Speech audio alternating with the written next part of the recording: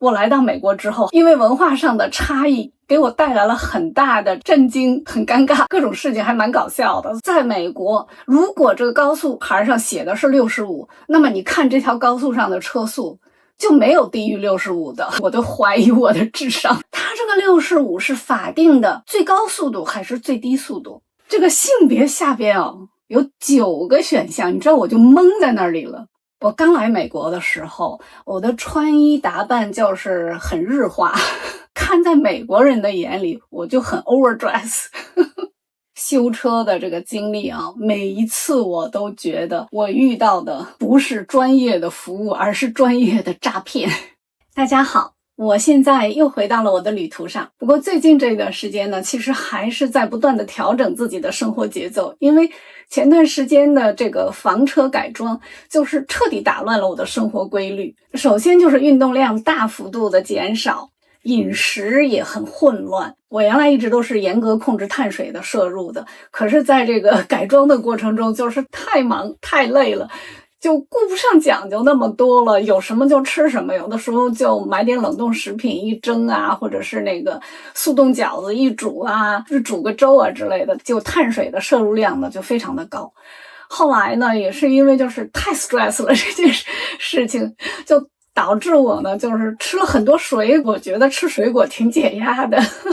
可是这个果糖呢，它是身体直接吸收的糖分，所以其实吃水果长胖的速度是非常快的。果不其然，体重就完全失控的状态，就迅速上升。所以呢，在我结束了这个房车的改装，生活恢复到正常之后，我做的第一件事情，我就给自己买了一个体重秤。因为我需要重新来管理我的饮食，管理我的体重。在网上找的时候，就发现这一款它是可以跟手机的 app 连在一起，然后你可以看到你整个体重的曲线的变化，然后它还提供 BMI 值，还帮你算骨骼量、肌肉量，总之就是你需要的 data 都一目了然。我一看价格，当时只有12块钱，我自己原来在日本用的同等功能的体重秤，差不多换算成美金200多美金，所以我想这么便宜，我就赶紧买了。然后这个体重秤一来我就发现哇，它真的是超薄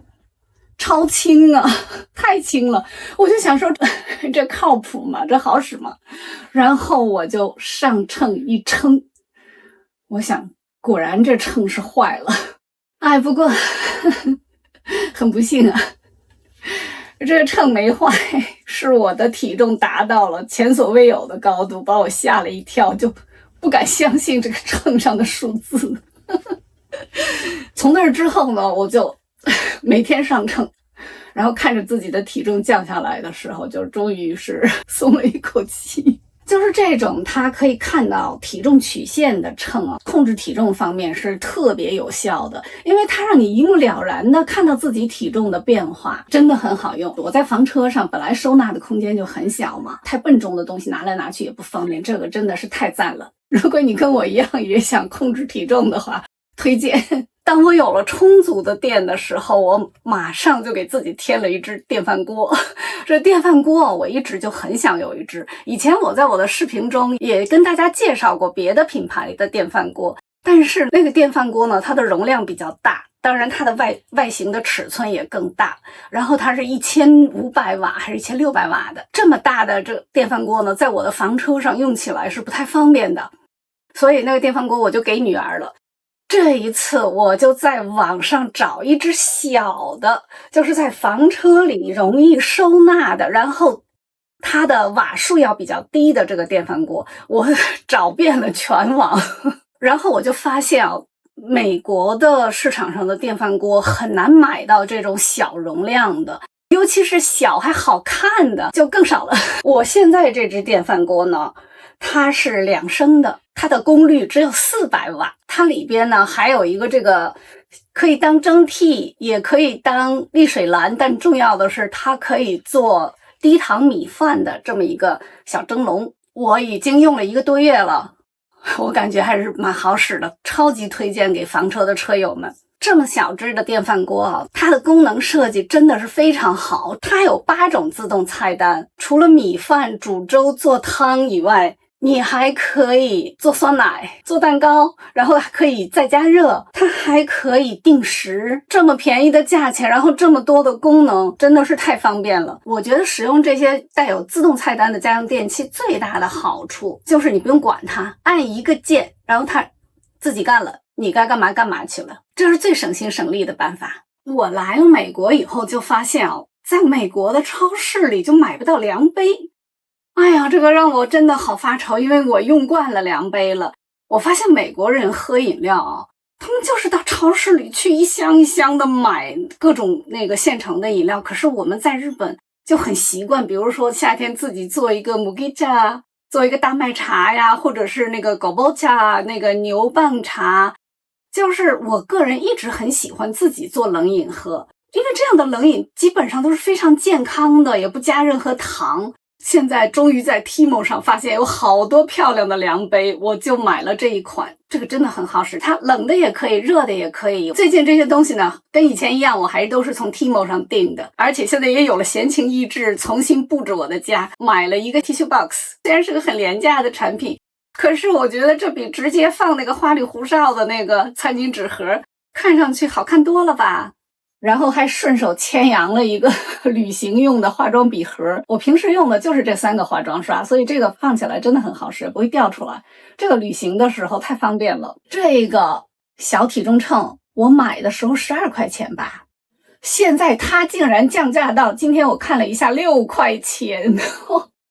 这个纸盒7块钱，这个体重秤这么好，6块钱，需要赶紧下单，因为他们的东西真的卖得很快，就是很多产品都是我视频做完了它就卖完了。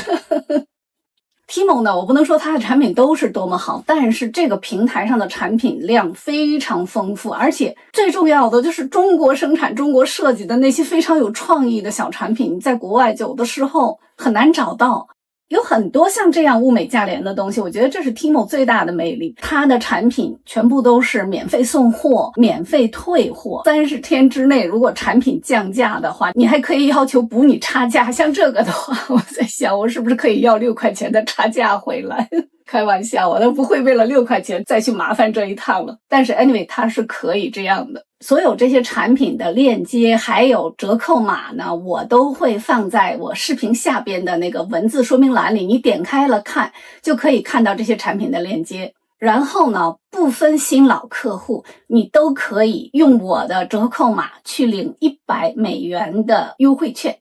我的 YouTube 视频呢，一直都是在跟大家分享我的房车、我的户外生活。最近我就在想说，其实我来美国给我触动很深的事情，除了就是这个大自然的这种美好，还有房车的这种无拘无束、自由自在的生活以外，还有就是这个文化上的差异性给我的冲击也是非常大的。我在想说，我是不是跟大家聊一聊我旅途中的就是这方面的感受。就我个人而言呢，我身上是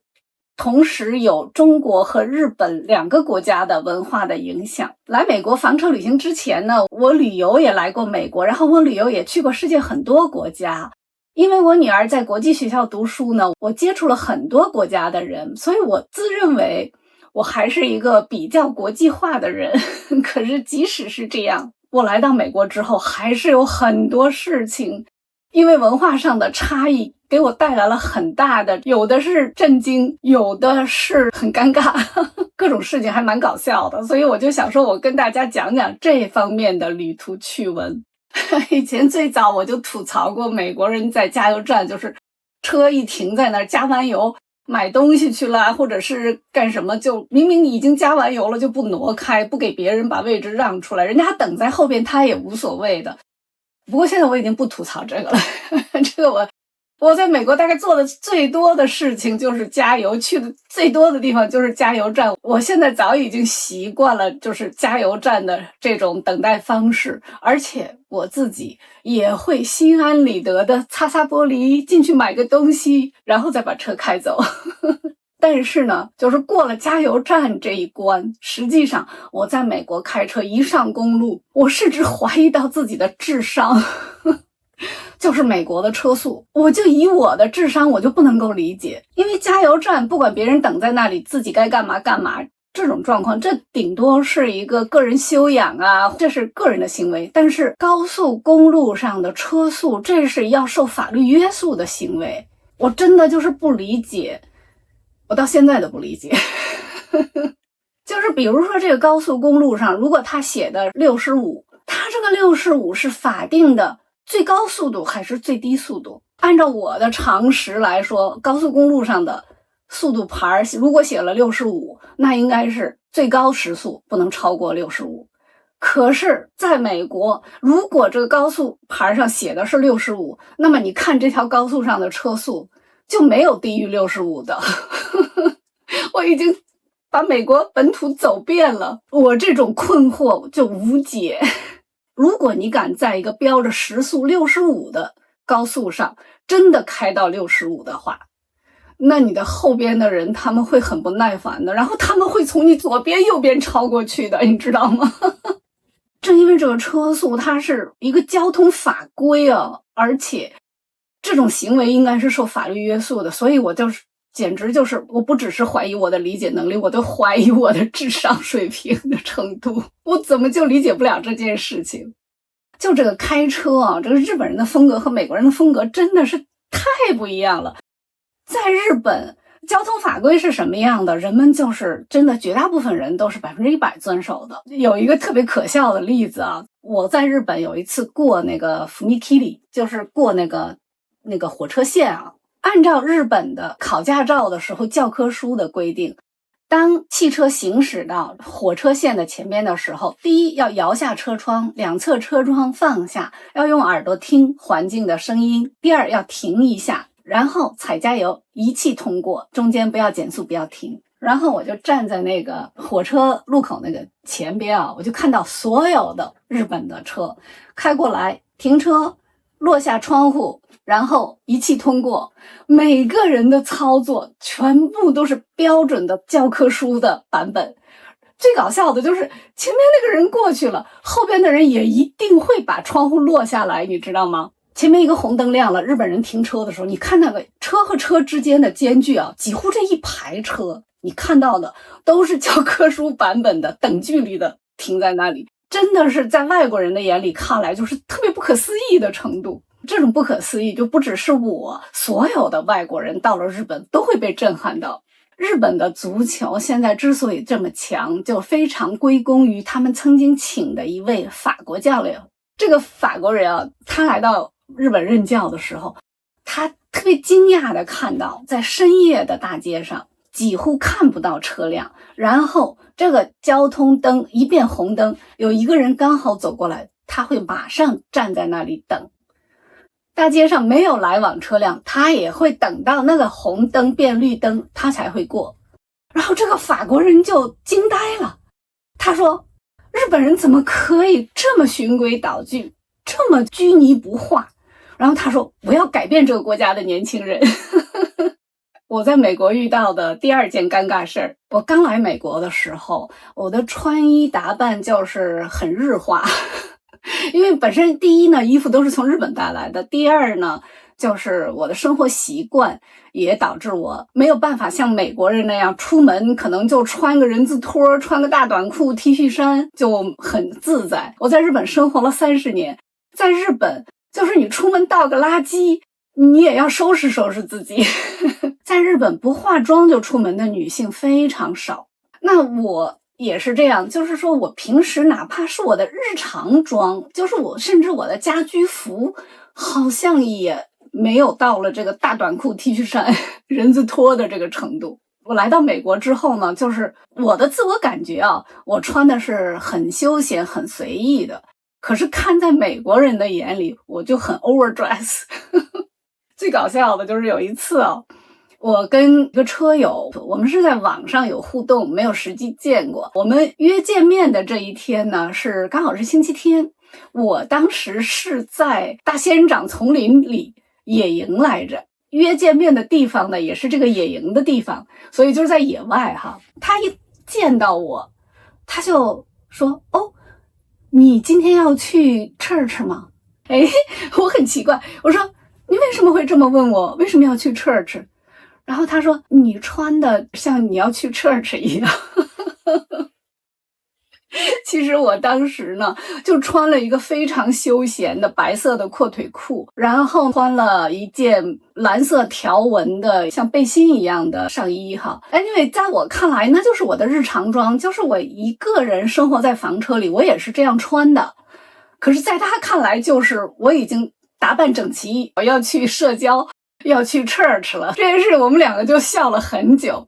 我喜欢戴草帽，然后呢，就是我走到哪里经常就有路上擦肩而过的美国人就说 Hey, I love your hat。 一个人两个人说也就罢了，为什么我经常就有人称赞我帽子哈？后来有一次一个人再跟我说他喜欢我的帽子的时候，我就说那你为什么喜欢我的帽子？为什么总有人跟我说喜欢我的帽子？然后他就说very British。 然后我这个时候才知道，就是说看在美国人眼里戴上这样一顶草帽就是很英伦风，然后他们就觉得非常优雅。还有一次呢，就是也是跟车友 meet up， 有的时候就是不分男女，我们经常会跟车友就是约了在哪儿见个面有的时候一起去 hiking。 然后这个车友呢是位男士，我从车里一走出来我穿的就是我上一个视频的那个花的裙子，他一看见我就非常惊艳，然后就特别感动。他说你为我 dress up 了。我当时说啥？我 dress up 了 OK， 我其实那个就是我在车里我也是这么穿的。然后呢，我们那天一起吃饭，就是在我的车的外边，当我把白桌布铺上，然后把这个玻璃的红酒杯摆上之后，你知道这车友他感动的都要哭了吗？他说你为我做了这么多这么隆重。不会吧，我自己吃饭每天也是这样的。所以结果就搞成他以为我为了他 dress up， 我为了他隆重的摆了白桌布，然后用了玻璃的红酒杯。因为你知道吗，很多美国人看到我照片里玻璃的红酒杯，他们都很惊艳，因为他们很多人都是用一次性的纸杯或者是打不碎的塑料杯，所以他们就觉得你在野外你还可以这么精致。为了让这位男车友不要太感动，不要想太多，我跟他讲说，我说不是为了你，别误会，这是我的日常生活。然后他就很shock。所以这样的事情发生过很多次，为了避免这些尴尬发生，我虽然还是铺白桌布但是我在着装上就注意很多。我后来就穿的比较像美国本土的那种 style， 我会穿卫衣卫裤。因为在日本像我这个年龄的人，你走在大街上穿个卫衣卫裤那好像是我都没见过。那可能是就是要么是时尚界特别时尚的大咖，要么可能就不大容易见到。在美国好像穿个运动裤穿个 leggings 上街就很普通的事情我现在呢也开始就是朝这个方向发展，然后我也买了几件 T 恤。其实我买了，我是穿的不多，我还是不是很习惯就是那个运动服 T 恤运动鞋的这种 style 但是像我去沃尔玛什么这种超市买东西的时候，我基本上就是这种 style， 也不要让人家看着我太另类了，就是好像一看你就是外来的。所以我现在已经比较本土化了，是不是？好像也不是。像穿衣打扮这些都是其实是细节小事，但是有一件真正让我就是很 shocking 的一件事就是我到了美国之后，我发现性别这个事情就不再是 male female 这么简单。我第一次在美国到医院去看病的时候，你知道他给了我一个单子填性别这一栏的时候，我想这个性别我看了这么多年都是 male female， 怎么这一天这个性别下边有9个选项，你知道我就懵在那里了。我还没看到它的具体的内容，我只看到这个性别下面就2大排的选项的时候，我就傻掉了。我说这个性别还可以有这么多选项吗？然后最搞笑的就是那次陪我去看病的是美国的一个车友，是个男生。这个男生呢，他其实呢是想跟我做这个 boyfriend girlfriend 这种关系的。当然旅途中肯定会有一点艳遇之类，这个话题我以后再讲。但是呢，那个时候他还没跟我表白。然后我们在一起旅行的过程中呢，我的身体出了点状况，然后他就把我送到医院去了。当在医院填表，我是看得很慢，所以他可能就觉得说，可能在英文上他需要帮我一下，他就凑过来看哈，他说你有什么不懂的，我告诉你。然后他就看我停在那个性别那一栏，盯着那些性别的选项，就不知所措的时候，然后他突然就特别紧张。就是我觉得美国人这一点特别可爱，你知道他就是什么都会表达出来，他的脸的表情那么丰富哈。你知道他看到我在这个选项中踌躇的时候，你知道他真的好紧张好紧张，然后他就小心翼翼地看着我的脸说 You are straight, right? 然后就在这一瞬间我恍然大悟，我才知道什么叫 straight， 原来 straight 可以这么用啊，我都从来不知道 straight 可以用在性别上。因为他是想跟我做男女朋友的嘛，如果他追了半天的这个女生在性别选项上，如果是他没有想到的那个项目的话，我想他一定会非常失望。所以他真的就好紧张的看着我 You are straight, right? 然后我就笑得不行了。然后我就说 OK， 我说 Yeah， 我说我只是没有见到说一个性别可以说你是男人你是女人，你是男人你认为你是女人，你是女人你认为你是男人。然后就像绕口令一样，下边有那么多，然后我说我晕掉了好吗？后来我在温哥华跟女儿一起住的时候，温哥华这个城市呢，它不只是一个移民文化融合的非常好的一个社会，它对于各种不同的价值观的取向也是非常尊重的一个城市。所以呢，他们会有一个 Rainbow Day。 你知道我也以前不知道什么是 Rainbow Day。 有一次我去超市里看到一束配色很奇怪的花，就是它把各种颜色完全不搭调的搭配在一束花束里。通常比如说我们红色系粉色系，就是我们会有一个主色调，然后会搭上跟它和谐的色调来做花束。可是它这个里边真的就是完全不搭嘎的各种颜色放在一起，就真的惊艳了我，说还可以这么插花。然后我觉得这件事情很好玩，我就买了一把这个花回去就插到女儿桌子上了。结果我女儿和她的2个室友，就3个小女孩，一看到这束花就爆笑，说我女儿说妈妈你不知道这花什么意思吧？我说什么意思？她说你知道现在是 Rainbow Day 吗？我说不知道啊。然后我女儿就跟我讲，原来是对各种性别尊重的一个文化。所以这束花就是那个寓意。然后我就 OK， 我真的是学习了。在北美旅居的这个过程中我真的是感受到了很多这个文化差异给我造成的这个冲击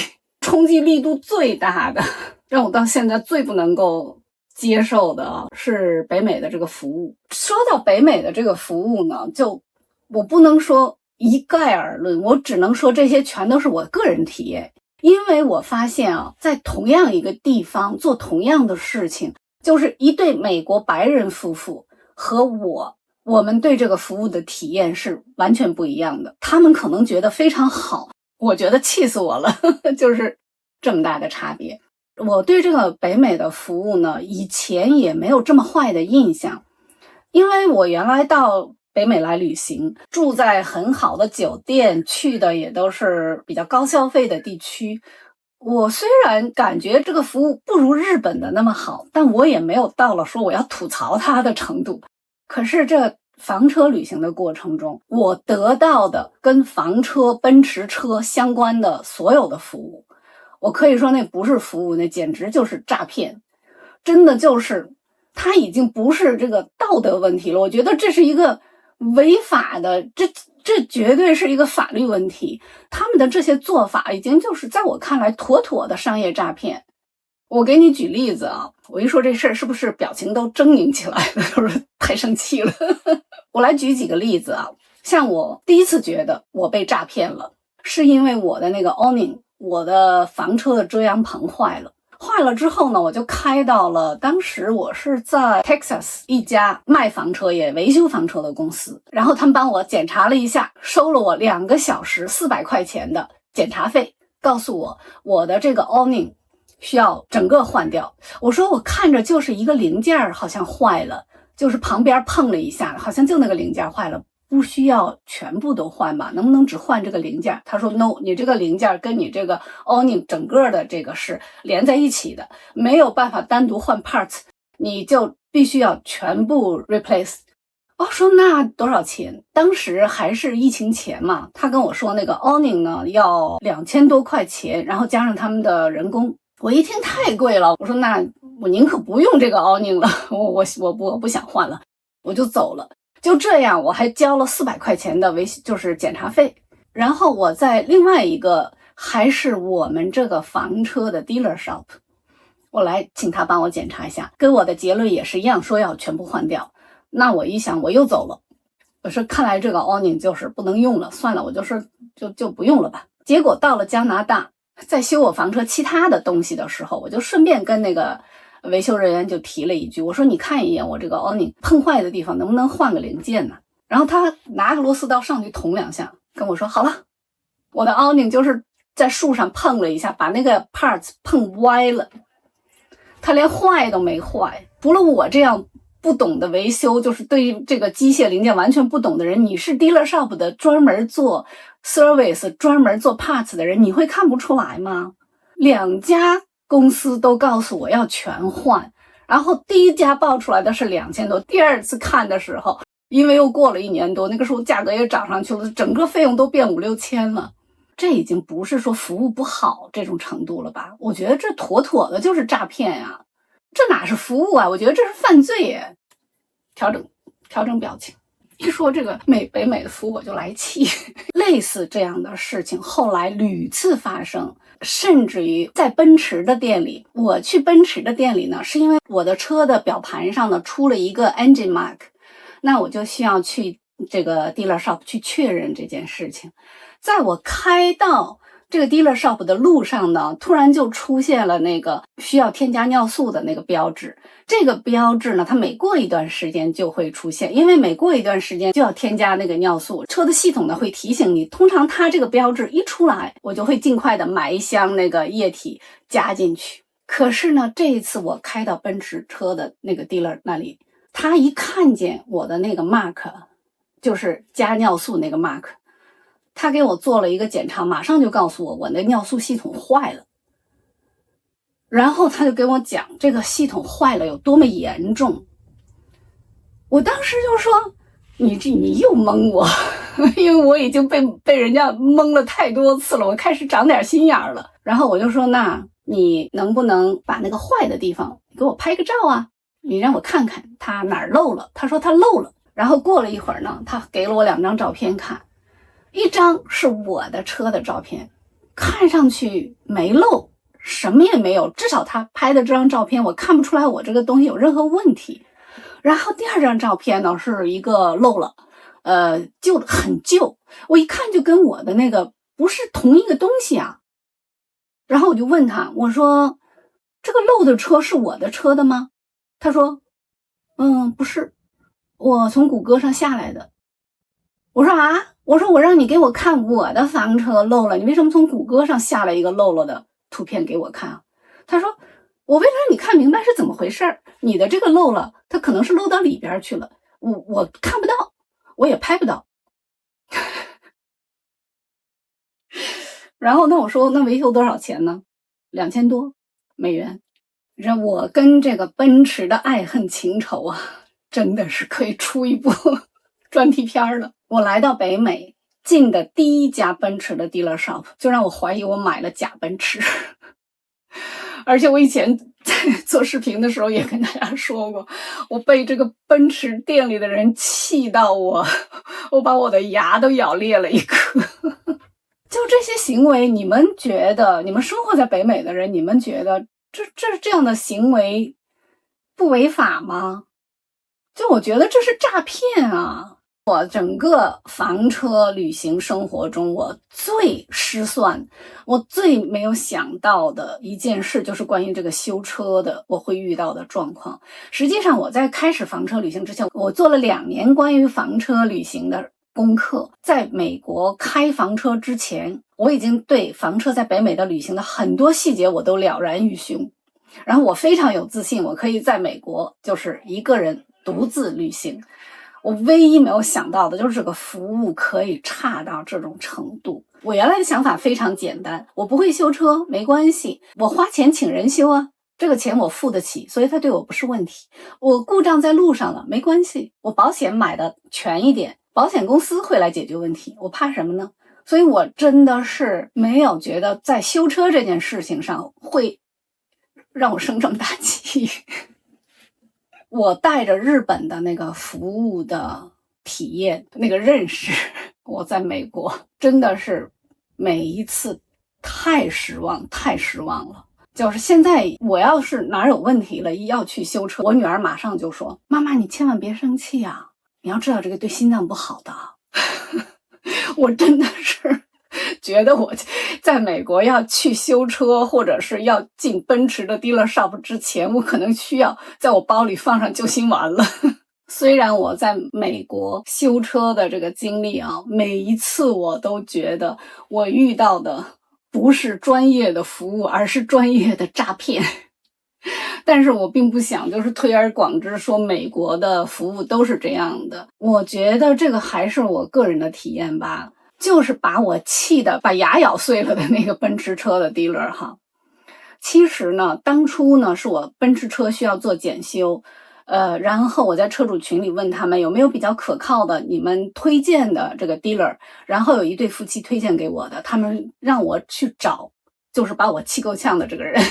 他说他是一个非常有知识非常可靠的一个人，让我去找他。他们得到的服务体验非常好，我的个人体验和那对白人夫妇的体验就是非常不一样。而这种事情呢，我已经经历过好几次了。坦白说，我在美国有没有感受到过被歧视哈？实际上我第一次明显的感觉到我被歧视了，就是在奔驰的 dealer shop， 是在 Texas Plano。 接待我的这位男士呢，就是讲话彬彬有礼，他在跟我接触的过程呢是非常有礼貌的，可是他把我的服务做的是一塌糊涂，包括我的基本要求他都做的很多东西做错了。最后他给我开账单的时候，我告诉他，我说你第一天的时候你告诉过我你会给我便宜200块钱的，然后他说哦我忘了，他又减了200块钱。虽然他在跟我接触的过程中是彬彬有礼的，可是他做事的态度让我知道我是被歧视了，因为他根本就没有把我这个客户当回事。那是我在美国第一次觉得就是被歧视。我觉得 OK， 他是因为我是一个女性，一个亚洲女性，然后一个英文不好的亚洲女性，所以他根本就没把我当回事。如果同样的这些问题是一对白人夫妇，可能就不会发生那么多的错误。我觉得歧视有的时候不一定是赤裸裸的当着你的面说一些不尊重的词语，有的时候彬彬有礼只是他的一个商业模式，他的一个商业习惯，但是他的骨子里他的内心里根本就没有尊重你这个客人。所以我觉得这个才是很严重的歧视。我感觉房车相关的服务行业这个素质这么差哦，可能跟房车的人口很多都是流动的，因为不是在地户，今天来了明天走了，所以这些房车维修公司呢，就是有一单就赶紧赚一单，他不太在乎你会不会成为他的回头客。可能这个也是导致这个行业内的服务质量很差的一个原因吧。在北美走了5-6年了，路上遇到的人和事儿真的是形形色色，有些事情真的是特别搞笑，我以后慢慢跟大家讲。